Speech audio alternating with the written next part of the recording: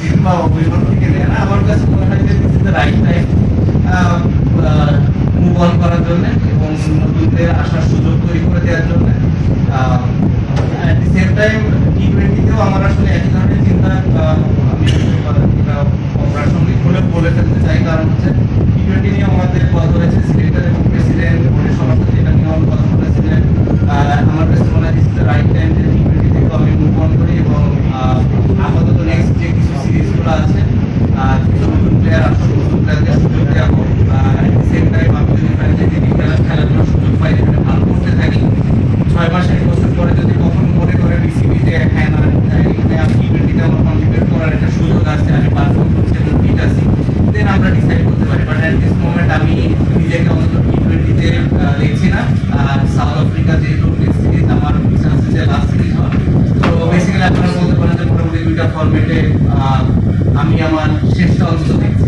250টিরও বেশি design option নিয়ে Walton smart fridge, বোঝে আপনার প্রয়োজন।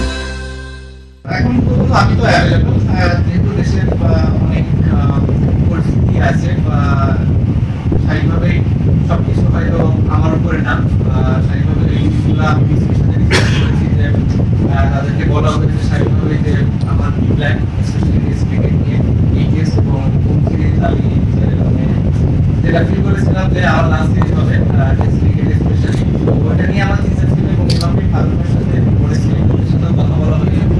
যদি সুযোগ থাকে আমি যদি দেশে থেকে খেলতে পারি, মিরপুর টেস্ট হবে আমাদের লাস্ট টেস্ট ক্রিকেটে এবং সেই কথাটা আমার বোর্ডের সভাপতিকে বলা হয়েছে এবং তারা এই বিষয়টা জানেন এবং তারা চেষ্টা করছে যে কীভাবে এটাকে সুন্দরভাবে অ্যারেঞ্জ করা যায় এবং যাতে করে আমি খেলতেও পারি এবং নিরাপদ ফিল করি। অ্যাট দি সেম টাইম যখন দেশের বাইরে আসা দরকার হবে এবং দেশের বাইরে বের হতে গেলে আমার কোনো সমস্যা না হয়, এই জিনিসটা ওর খেয়াল করছে এবং যারা এই বিষয়গুলোর সাথে রিলেটেড মানুষ আছে তারাও এই বিষয়টা দেখবে এবং দেখতে বলে আমি মনে করি এবং তারা হয়তো আমাকে একটা ডিসিশন দিবে যেটার ভিত্তিতে আমি হয়তো দেশে যে ভালোভাবে খেলে অ্যাটলিস্ট